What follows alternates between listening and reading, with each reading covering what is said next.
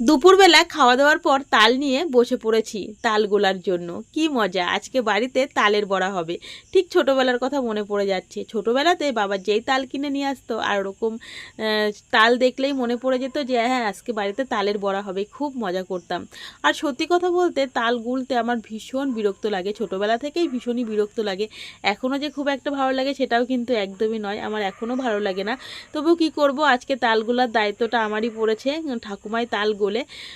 তো ছোটোবেলাতে বলছিলাম যেটা, আমি তো তাল গুলতাম, যেহেতু আমার মা ছিল না ছোটোবেলাতে, বাবা তাল কিনে নিয়ে আসতো আর বাবা আমাকে শিখিয়ে শিখিয়ে দিত, এইভাবে করবি, দেখবি তাড়াতাড়ি হয়ে যাবে। কিন্তু তবুও আমার খুব বিরক্ত লাগতো, আমার খুব রাগ হতো। কিন্তু তালের বড়া খেতে কিন্তু খুবই ভালো লাগে।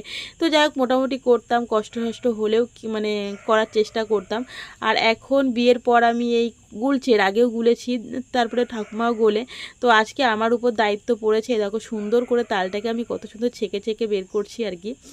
তো ঠাকুমা আর মা গেছিলো আমাদের সেই মন্দিরে, বড় ঠাকুরের মন্দিরে পুজো দিতে। আজকে শনিবারের ব্লগ একদিন পিছিয়ে গেল তোমাদেরকে দিতে, কারণ রবিবারের দিন অন্য একটা ব্লগ দিয়েছিলাম, এটা আর এডিট করা হয়ে ওঠেনি সেই জন্য।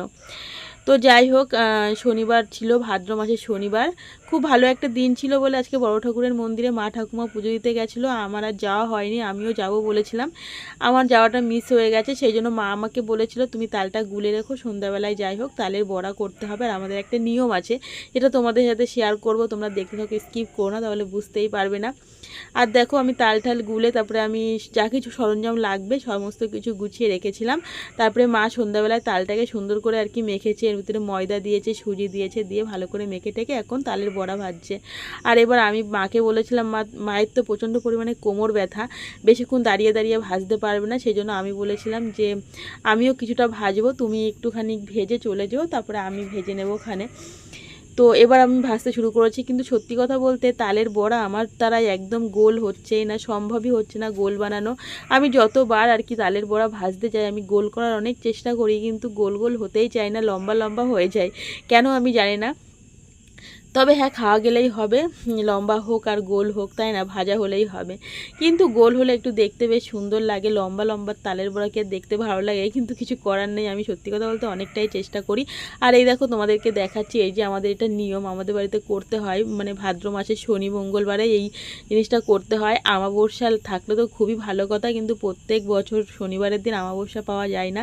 এর আগের বছর পেয়েছিলাম, কিন্তু এবছর তো অমাবস্যা রবিবারের দিন লাগবে, সোমবার আজকের দিন পুরোপুরি একদম অমাবস্যা রয়েছে। কিন্তু কি করবো, এটা শনি মঙ্গলবারেই করতে হবে। এটা হচ্ছে কলার পাতায় আর কি এরকমভাবে করছে। আর এই কলার পাতাটা হচ্ছে বিচে কলা, মানে দানা কলা যেগুলো হয় সেই কলার পাতা। আমি বিকালবেলায় সুন্দর করে কেটে ধুয়ে রেখেছিলাম, মুছে টুচে, তারপরে মা ওখানে লাগিয়ে দিচ্ছে কলা পাতায়। তারপরে আমি দেখো এগুলোকে ভেজে নেব। আর তালের বড়া এতটা থাকবে, ঠিক আছে, সবটা ভাজবো না, ফ্রিজের মধ্যে কিছুটা রেখে দেবো, পরে আবার ভাজবো, কারণ ছেলেটার শরীর একদমই ভালো নেই, ওকে তালের বড়া তো দেওয়াই যাবে না। আর এই যে জিনিসটা, এটা আমাদের নিয়ম, প্রত্যেকের একটুখানি খেলেও খেতেই হবে। আর আমরা 6 জন মানুষ, 6টা করেছিল, আর একটা বেশি করেছিল, 7টা, কারণ বাইরেও দিতে হবে, পাখি পক্ষী পশু, মানে যার ভাগ্যে জুটবে সে সেটাই খাবে। মানে প্রথম খোলা থেকে একটা আমি বাইরে দিয়ে দেবো। আর সোনাকে তো বেশি দেওয়া যায়নি, ওর খুবই শরীর খারাপ, এগুলো খেলে আরও শরীরটা খারাপ করবে, সেই জন্য নিয়ম মানতে হবে বলে একটুখানি আমি ওর মুখে দিয়েছিলাম, তো সেটাই খেয়েছিল। তো চলো আজকে ব্লগটা এতটুকু, কেমন লাগলো কমেন্ট করে জানিও কিন্তু অতি অবশ্যই। আর তোমাদের মধ্যে কার কার এই নিয়মগুলো আছে তারাও কমেন্ট করে জানিও, ঠিক আছে। এরকম আমি সুন্দর করে এগুলোকে ভেজে নিচ্ছি, কলা পাতা একদম পুড়ে পুড়ে যাবে, তারপরে ওই পিঠেটাও তৈরি হয়ে যাবে। তো চলো আজকে এতটুকুই, নেক্সট একটা ভিডিও নিয়ে আবার ফিরে আসি, তখন সবাই খুব ভালো থেকো, সুস্থ থেকো, টাটা, গুড নাইট।